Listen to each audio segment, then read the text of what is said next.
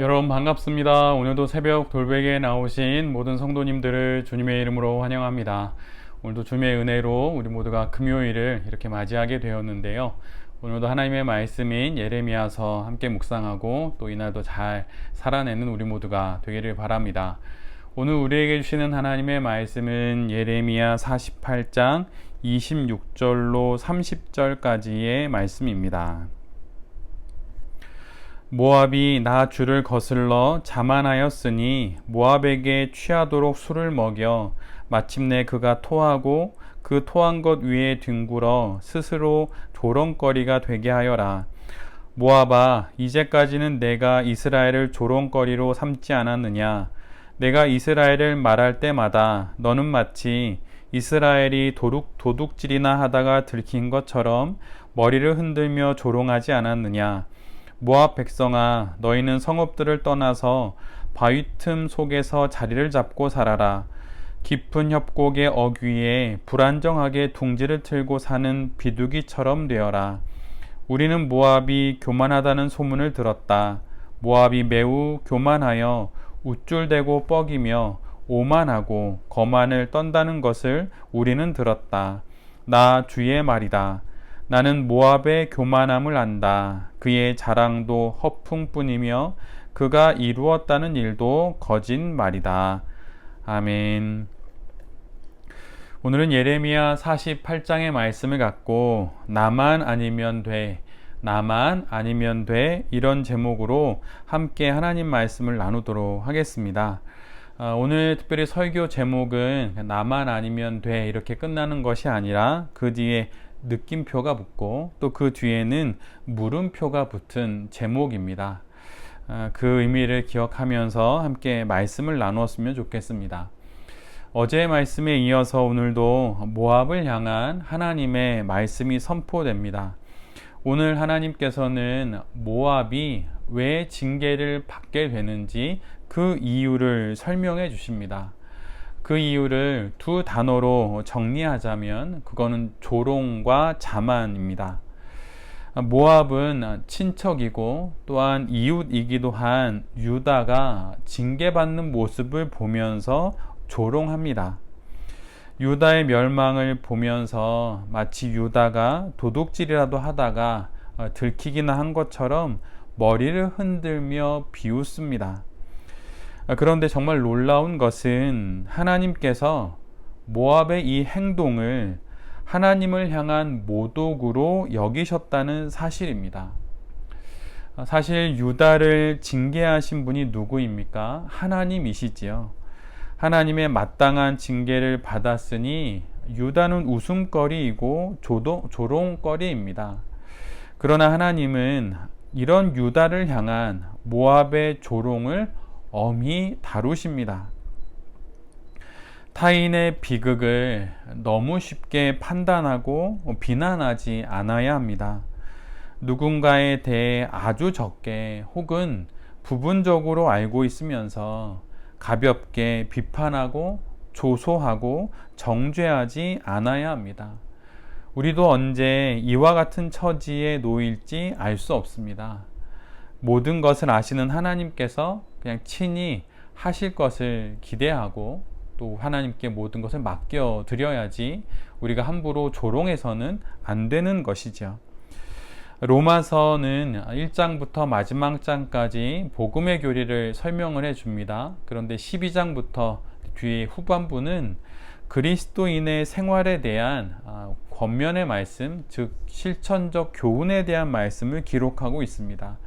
그런데 로마서 12장 15절에 이런 말씀이 있습니다. 즐거워하는 자들과 함께 즐거워하고 우는 자들과 함께 울라. 우는 자들은 조롱의 대상이 아니라 우리의 긍휼의 대상입니다. 그리고 긍휼은 하나님의 명령입니다.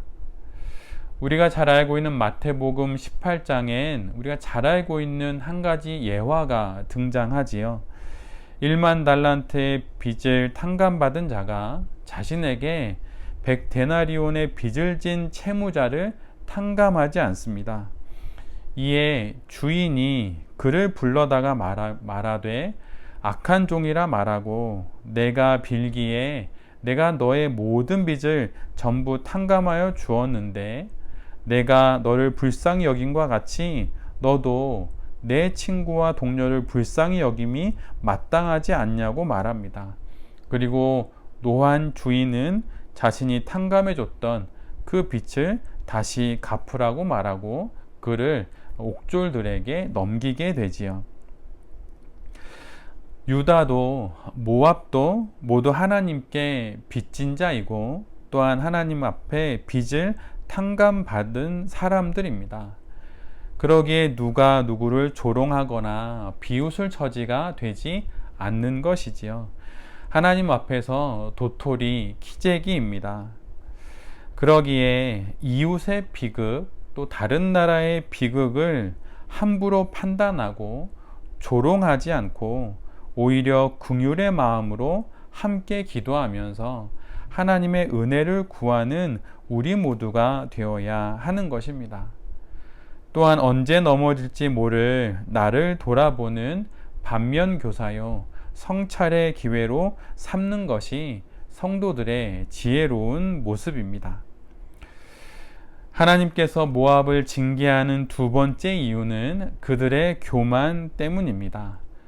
교만의 사전적인 의미는 잘난 체하며 뽐내고 건방진 것을 의미하죠. 그러나 성경이 말하는 교만은 하나님께서 우리에게 주신 것을 자기가 이루었다고 여기는 것을 성경이 말하는 교만의 뜻으로 갖고 있습니다. 세상의 교만에 대한 정의에는 하나님이 없지만 성경이 말하고 또 성도가 가져야 할 교만에 대한 정의에는 하나님이 계십니다. 하나님이 주셔서 받은 것을 마치 자신이 이룬 것처럼 여기는 것이 바로 교만입니다. 모압은 자신들이 가진 모든 것이 자신들이 잘해서 자신들의 힘으로 갖게 된 소득인 양 여겼습니다. 하나님의 그 주신 은혜를 잊으니 모든 것이 자신들의 공로가 됩니다.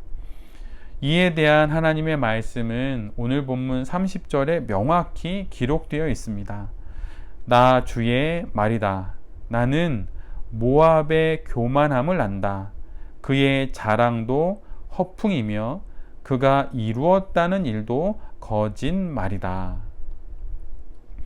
모압의 이런 행동, 모든 것이 내가 잘해서 다 이룬 것이라고 말하는 것은 허풍이고 거짓말이라고 하나님께서 명확하게 말씀해 주십니다. 그리고 이러한 허풍과 거짓말은 내가 잘해서 다 된 것이라고 말하는 이러한 교만은 타인의 삶은 어떠하든 상관없이 나만 아니면 된다는 생각으로까지 아주 자연스럽게 이어집니다.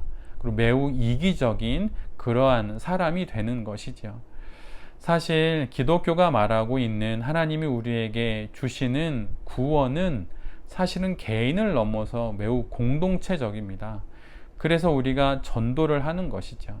전도도 공동체를 향한 연민의 마음을 품을 때 우리가 할 수 있는 것입니다. 그래서 복음 자체가, 구원 자체가 바로 공동체적이라고 하는 것을 우리 모두가 잘 기억해야 하는 것입니다. 그래서 나만 아니면 돼 라고 말할 수 없는 것이지요. 예전에 TV 예능에서 한 연예인이 게임을 할 때 나만 아니면 돼 라고 말했던 말이 유행한 적이 있습니다. 물론 예능에서의 재미와 또 웃음을 위한 것이지만 딱히 그것만도 아닌 것이 실제로 이런 생각을 하는 이들이 점점 많아지고 있습니다. 조롱과 교만이 불러온 이런 나만 아니면 돼 라는 생각은 나와 우리 모두를 결국 망하게 할 것입니다. 잠언 16장 18절의 이 말씀을 여러분 항상 기억하십시오. 교만은 패망의 선봉이요 거만한 마음은 넘어짐의 앞잡이이니라. 소위 지옥에서 바로 날아온 죄가 있다고 말하는데 그것이 바로 교만입니다. 그만큼 강력한 죄가 교만이지요. 모든 것이 내 자신의 노력의 결과이고 따라서 나의 공이고 나의 업적이라 여깁니다. 남이야 어떻게 되든 나만 안전하면 괜찮은 것이 되고, 그러기에 유다가 어떻게 되든 모압 자신만 안전하면 된다고 여기는 것, 이것이 바로 패망을 일으키는 교만의 모습이라고 하는 것입니다. 교만의 결국은 여러분 패망입니다. 완전히 패하고 완전히 망하는 것이에요. 그래서 교만이 패망의 선봉이다 라고 하는 이 유명한 말씀, 우리 모두가 기억하는 이 말씀이 성경에 기록된 것입니다. 아담이 어떻게 무너집니까? 교만 때문이죠. 다윗 왕이 어떻게 무너집니까? 솔로몬이 어떻게 무너집니까? 다 교만 때문입니다. 교만 앞에 안전한 사람은 아무도 없습니다. 한 사람이 어떤 사람인지 제대로 알아보려면 그에게 두 가지를 줘보라고 하죠. 하나는 돈이고 하나는 권력입니다. 돈을 손에 쥐면 그 돈이 교만의 안내자가 되고, 권력을 손에 쥐면 그 권력이 교만의 마술봉이 됩니다. 그래서 돈과 권력을 줘서 그 사람이 교만한 사람인지 아니면 교만이 패망의 선봉임을 알고 정말 경계하는 사람인지 알 수 있는 것이지요. 내노라 하는 목회자이든 정치인이든 모두가 다 결국은 교만으로 인해 무너집니다. 자신의 노력이, 자신의 실력이 자신을 지금의 이 자리에 오르게 했다고 생각하니 그 정도는 해도 되고 누려도 된다고 여기면서 결국은 망하고 마는 것입니다. 종종 사업가들의 성공기를 읽을 때가 있어요. 근데 성공기를 읽다 보면 알게 되는 것이 있는데, 많은 성공한 사람들이 자신의 성공의 이유가 99% 운이었다고 말하는 경우가 매우 많다는 것입니다. 성공이 마치 선물처럼 자신에게 왔다는 것이에요. 사업의 희노애락과 수많은 질곡을 지나오게 된 그 성공이 자신의 노력과 힘으로는 결코 얻을 수 없다는 것을 알기에 그들 모두는 이렇게 말하는 것입니다. 복권처럼 당첨된 것이 아니라 자신의 노력으로 다 되지 않는다는 사실을 정확히 알았기 때문에 이런 말을 하는 것입니다. 세상은 하나님을 알지 못하니 이러한 삶을 운이라고 말하지만, 성도는 이것이 하나님의 은혜라는 사실을 알지요. 그래서 그 은혜 앞에 누가 교만할 수 있겠습니까? 타인의 고통과 아픔을 조롱하지 말고 긍휼의 마음을 품는 우리 모두가 되기를 기도합니다. 또한 모든 것이 하나님의 은혜임을 알고 교만하지 않고 하나님이 우리에게 주신 것을 마치 우리가 이룬 것처럼 여기지 않는 그런 겸손이 우리 모두에게 있기를 기도합니다. 그리고 나만 아니면 돼, 이것이 아니라 나와 우리 모두와 또한 공동체를 생각하면서 오늘 하루도 신실한 성도로 살아가는 새벽 돌베개의 모든 성도님들과 또 이 말씀을 전하는 제 자신이 될 수 있기를 간절히 기도드립니다. 아멘. 기도하겠습니다. 주님, 조롱하지 않고 위로하며 비난하지 않고 기도하겠습니다. 모든 것이 하나님으로부터 왔음을 기억하며 내 실력과 조건과 환경으로 마치 내가 모든 것을 이룬 것처럼 착각하지 않겠습니다. 조롱하지 않고 교만하지 않고 연민과 겸손으로 신실히 살아가는 우리 모두가 되게 하여 주시옵소서. 나만 아니면 된다는 생각을 버리고 나와 우리 모두의 구원과 거룩을 위해 정말로 겸손하게 또한 연민하며 신실하게 살아가는 우리 모두가 되게 하여 주시옵소서. 이 모든 말씀 예수 그리스도의 이름으로 기도드립니다. 아멘.